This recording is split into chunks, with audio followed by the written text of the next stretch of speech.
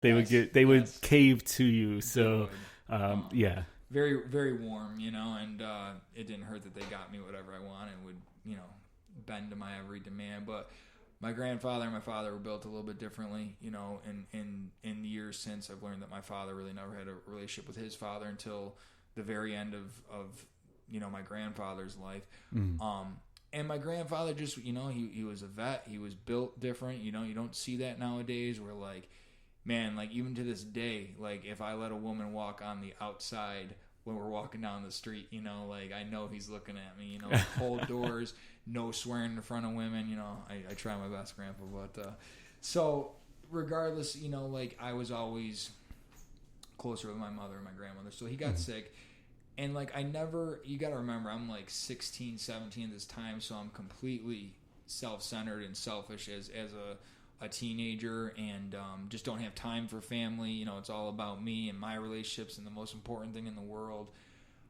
So, like, I never really took any time to, like, tell my grandfather, like, what he meant and what he has meant to me, and like, those core values and beliefs that he instilled on me. So I remember, like, getting a call, like, September 5th or 6th, and they're like, you need to come home, it's serious. And so they scheduled me a plane ticket because I didn't have my own vehicle up there. And they're like, we're going to fly you into Rochester, we're going to pick you up, and we're going to drive out to Pennsylvania, so you can see him. And so I'm like, okay, good, like, I'll be able to tell him all the things I never told him before. And so I wake up the morning of September 11th, and planes are crashing into the World Trade Towers. And it wasn't one of my planes, it wasn't that extreme, but still, President Bush was speaking like a block from our compound in Florida, so, like, they immediately grounded all transportation, buses, trains, airplanes. You could leave Florida if you had your own vehicle, which I just said I didn't. So they rescheduled the plane. I think the first planes weren't leaving till, like, later on in the month, so I was able to get a Greyhound bus out of Florida on September 16th or 18th, and I took that 24 hours straight to the Greyhound station in Rochester, and my parents were going to meet me there. And like, as soon as I got off the bus and stepped into my dad's truck, like, I already knew that. It's okay. I understand it's a tough story for you. I already knew that, like, I missed him. So I've carried that weight for a long time, and I've been able to identify it. It's not all sad, but, like, the things that go unsaid, and then the pain and resentments that we carry afterwards. But, like, again, like, I just never took the time. Like, I think prior to that, like, I found this box that my grandma gave to me, this old cigar box. I don't know what it is with grandparents and cigar boxes. Like, and it was filled with notes that he had wrote. And, like, one of the things that he had last talked about was, like, at the end of July or early August, prior to me leaving, we must have talked outside at my cabin for, like, a good 45 minutes. And, like, he'd gone back inside. And he told my grandmother, he was like, that's the last time I'll ever talk to Bryan. So that's... and, like, for him to know, like, my mom has told me that she thinks some of the conversations with her when they were out fishing, like, and the things he said to her, like, I think he knew. He died of a combination of leukemia, and something went wrong with his pancreas. And then, like, he was pulling through, and then he got septic and backed up. But... like, I think he knew, and I'm glad that I had that conversation, whatever it was, around the campfire with him, because, I just don't see that nowadays, like, that relationship, especially the relationship he had with my mother, Well, I can tell that there's a painful subject for you. I appreciate that you're sharing that with us, because I think the next part of your story... this really, really affected you a lot, and it didn't help with where you went after that. I think it was the perfect excuse and life situation that I needed to baseline into just full-blown addiction, you know, like, because, again, I don't want to deal with anything. I don't want to look at anything, and, I was like, okay, well... He left, and, like, it did start to spiral because, like, the Walt Disney World program, is so rigid. Where like I was like, look, my grandfather just passed away. I need to go home and help with the funeral. Like they need me. And they're like, we don't care. So like I went and got the death certificate, you know, and like they're like, you're not taking off of work, you know, like you're here. So I quit. I was like, fire me. I'm going home to bury my grandfather. And so again, another plan in my life wasn't panning out, you know. So I came back home. You know, they're from Hornell originally. I went up there. I helped with the funeral. It was great services.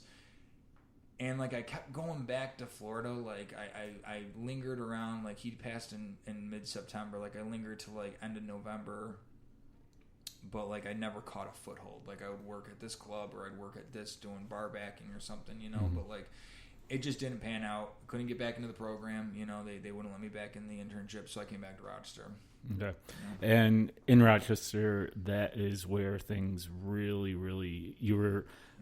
You were open and had the resources there to really get into any type of drug that you were looking for. So coming back from Rochester, like again, I moved to Florida right from graduation. So like coming back and having that taste of being on my own, like I did not want to go back home. So like immediately connected with all my friends that were still here. You know, I got back into Monroe Community College and wanted to continue school.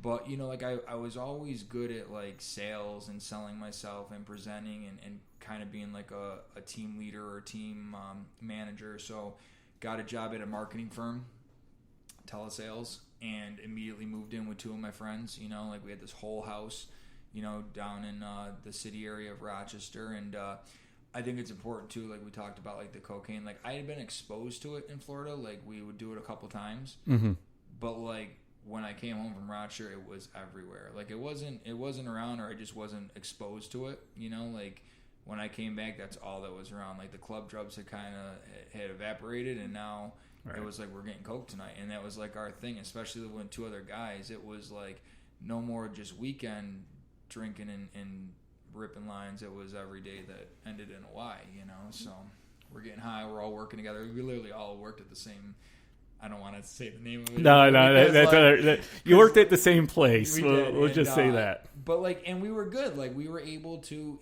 in my probably form of denial, manage it. You know, we led our teams. We killed sales. We were all like getting promoted. You know, we weren't getting fired. I mean, we might not have had our bills in order, but for being young, 22, 23 years old, you know, like we managed it, you know, or I guess to the best of my, you know, at least how you remember it, you were managing it, like because I wasn't getting kicked out of my house. I was paying my bills. I wasn't getting fired. So life was great. Yeah. So I guess what I'm really interested in is, so up to this point, yes, you can see that there's an addiction. You can see the trend that you like to follow. Some of the reasons that you feel like you would turn to drugs, but it hasn't been any crazy story yet. Yet. So so at this point, you know, it sounds like, oh, you know, if you went and got a little help, perhaps it could have changed the directory, because yes, you started doing things more daily, but you were still managing your day-to-day life. Now, that's an interesting thought, because that doesn't mean that you're not an addict already. It just means that you're finding ways to hide that fact. Would you say that that's true? It's still manageable at this point. Okay. You know, like an addict, my definition, everyone's got their opinion. My definition for an addict is that I enjoy is a person who will continue to do the same thing regardless of the consequences. So at this point, there are definitely patterns and behaviors. Like I might hold a job for a year and a half, and then like get high all weekend and not going to work, so I'll find another job. You know what I mean? Because like I don't. You're not gonna tell me, like I know what I'm able to do today. But looking back, do you think that you would classify yourself at that point as an addict. Oh, of looking course back? not, man. Like, no, I only became an addict 4 years ago. Only 4 years ago, yeah. But looking back now, would you still say that? Yes, like the fact that I had those 3 DWIs before I was even 21. Yeah. Yes, that's unmanageable. And again, like never saw a day of jail, so I'm like, oh, just got caught today, But like, right. I mean, literally one of the stories for the DWI that I'll just touch on real quick, like we had been up all night drinking at this party, like I mean hard liquor drinking, and then like, the party ended, so it's time to keep going. So like the hardcore group of us, we go down to Linear Park there in Penfield, New York, and we're drinking straight like rum, 151. And now it's like dawn. It's like 6, 7 a.m. And literally all I have to do is pull up out of the park, up this hill, and it almost hits like it's not so much an expressway, but like an arterial out here where there's still like traffic. Mm-hmm. And I literally have to turn 1 block into this kid. This kid lived like across the street from the park. And like I just pulled up like literally a hair to, and this lift line comes on and clips the front of my car. Like no damage. It just clipped it enough where the license plate went flying off my car in the middle of the road. Everybody else gets out and runs. They're like, we're gone, because it stopped. It seen that it clipped my license plate. Mm-hmm. And I'm like, what am I going to do, man? So I quick, like, assess the situation. I've got some pennies in the cup holder. I've got some cologne over here. No gum, So, like, I'm like, it's either abandon the car or run into the middle of the street and grab the license plate and try and play Frogger. Or it's like, let's shove the pennies in my mouth and drink some cologne and hopefully I'll get away with it, right? And needless to say, I didn't. The cops came. And like I remember passing out in the handcuffs, waking up in the police station, the Penfield police station, and I was like, dude, you guys gotta uncuff me, like I'm gonna throw up. And they're like, no you're not. I'm like, no, I'm gonna throw up. And like they didn't believe me, and I literally vomited all over the police station's floor. And they brought this big, one of them industrial rubber gray garbage cans over for the last couple of vomits. But and I think I was like 16, 17 years old. Wow. Yep. Wow. But I mean, like, could have killed someone. You know what I mean? Definitely. Like, yeah. But so yeah, I would not have through all that still not say that I had a problem. Like this was good of getting out of trouble. I don't know what, but like it never added up, the patterns and behaviors. No matter how many jobs I lost, how many times I was arrested or pulled over. Like I had a beautiful car, and like I owned it for 5 years. I probably had it on the road a year and a half tops. It sat because I just couldn't drive because of all the tickets and stuff like that. But. So we've gotten a bunch of your past as you're growing up. You're back in Rochester at this point. At this point, you haven't been on any prescription drugs. You haven't led into some of the other drugs that you would inject into yourself. But I do know that is something that has happened. Yes. So how did that part of it start? Okay.